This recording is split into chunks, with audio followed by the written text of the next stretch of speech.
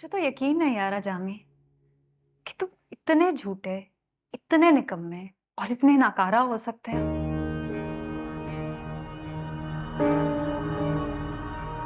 अस्मा, तुम भी उस औरत की बात पे यकीन कर रही मैं हो? उस औरत की बात पर कैसे यकीन ना करूं? जो जो किस्से तुम मुझे सुनाते रहते थे ऐसा तो कुछ है ही नहीं। कहाँ है तुम्हारा बिजनेस जामी? तुम्हारे बच्चे जॉब्स कर रहे हैं, तुम्हारी बीवी जॉब कर करके घर चला रही है, और तुम जो अमेरिका में मुझे अपनी सक्सेस और बिजनेस की स्टोरी सुनाते रहते थे, कहाँ है वो सब? चलो आओ, लेकर चलो मुझे भी पता लगे ना कि कहाँ है तुम्हारा बिजनेस और कहाँ है तुम्हारी company.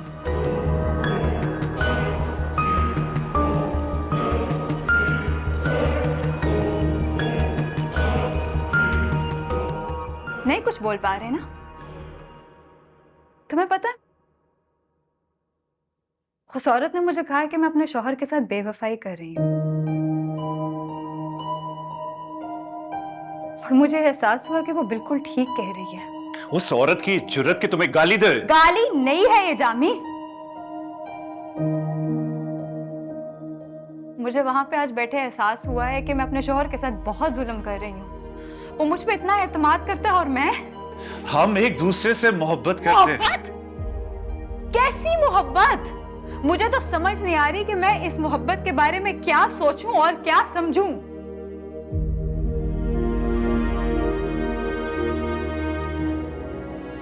Go back to your wife, Jami.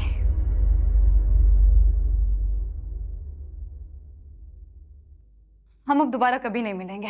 अस्मा नहीं, अस्मा नहीं, नहीं, नहीं, तुम मुझे इस तरह नहीं छोड़ सकती। जामी, मैंने तुम्हें पहले भी बताया था कि मैं अपनी जिंदगी में बहुत खुश हूं।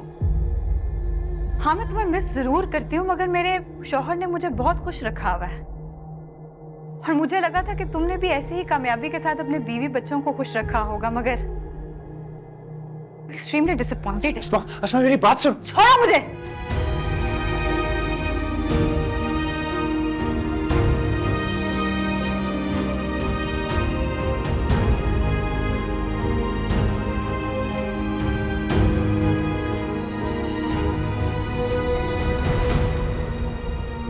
सैफ बेटा, वर्दा के अब्बू कह रहे थे अपने डॉक्यूमेंट्स भिजवाओ, वहाँ वीज़ा अप्लाई करेंगे तुम्हारा।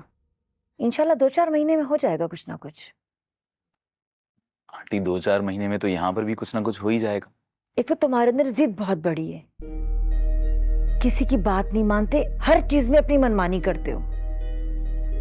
हालांकि यही बात तुम वर्दा को कहते हो इमेच्योर है, बात नहीं सुनती। इमेच्योर तुम हो, शादीशुदा हो, बच्चा होने वाला है, घर की 100 जिम्मेदारियां हैं, और यहाँ तुम्हारे नखरे नहीं खत्म हो रहे कि बाहर वीजा अप्लाई नहीं करना है। आंटी मैं बेरोजगार भी हूँ, जॉब नहीं है, फिर भी वर्दा को मैंने किसी चीज की कमी नहीं होने दी है। जॉब का होना या ना होना वो मेरा मसला है। वर्दा के पास है ही क्या जो कमी आती? गाड़ी तक तो है नहीं। पता तुम्हें कितनी शर्म आती है मुझे जब तुम बाइक पर आते हो। हमारे मोहल्ले में किसी के पास बाइक नहीं। उस वक्त तुम्हें कितना समझाया, कहा कि गाड़ी ले लो, लेकिन तुमने मना कर दिया।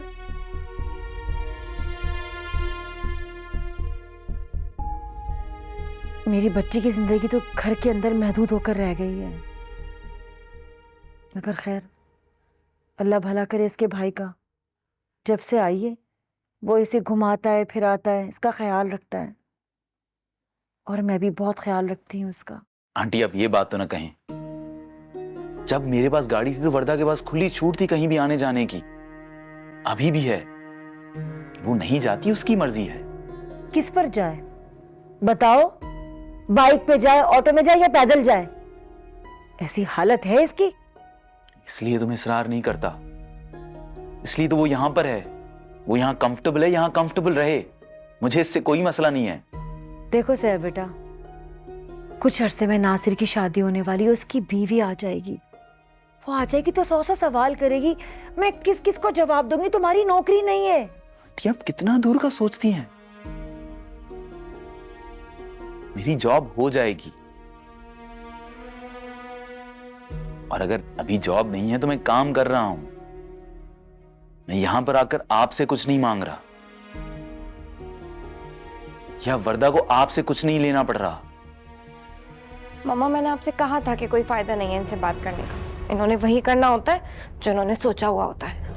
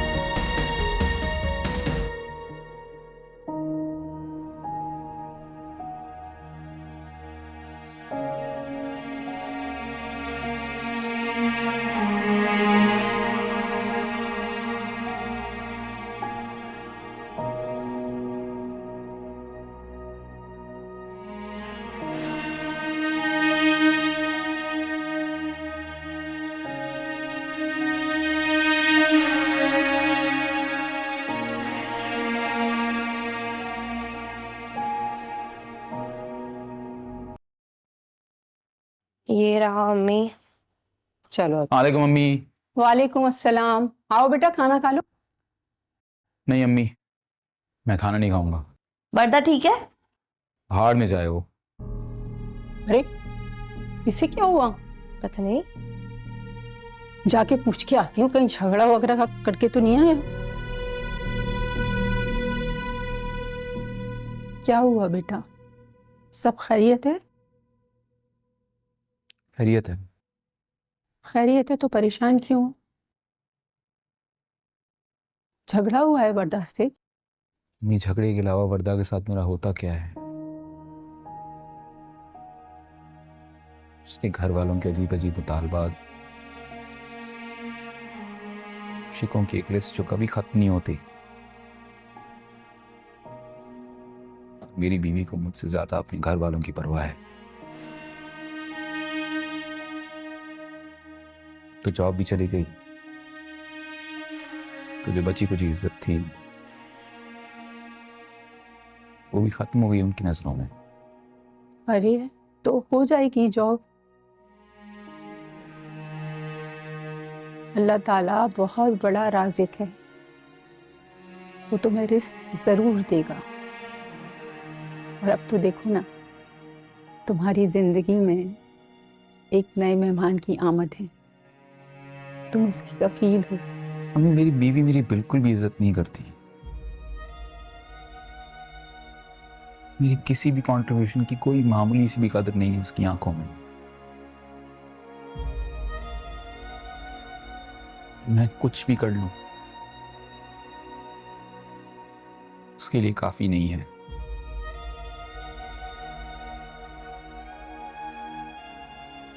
खाक कफील हूं मैं।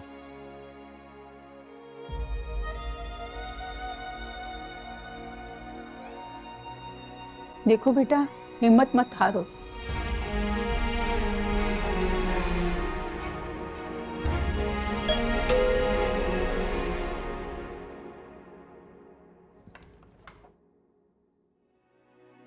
पूरा खोलो। तनीन, आप ये सामान अंदर रख दो।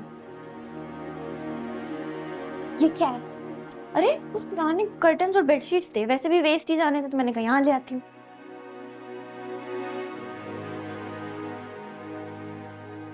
सही है, आप अभी चले जाएं और जब पिक करना होगा मैं बता दूँ। ठीक है।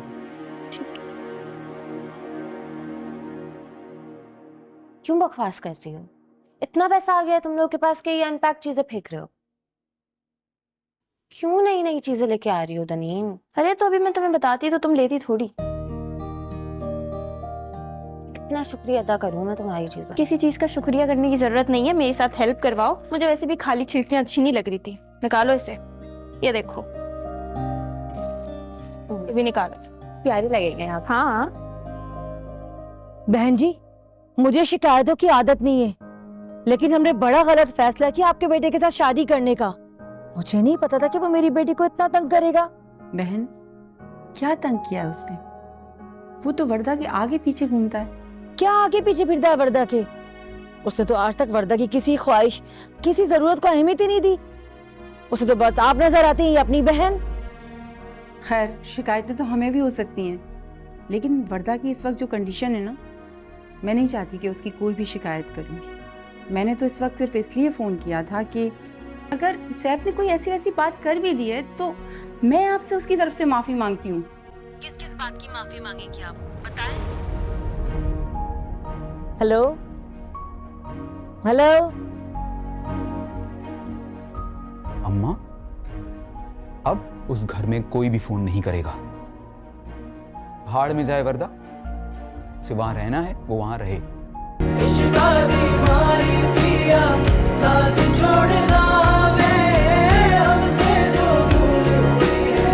कुछ तो भूल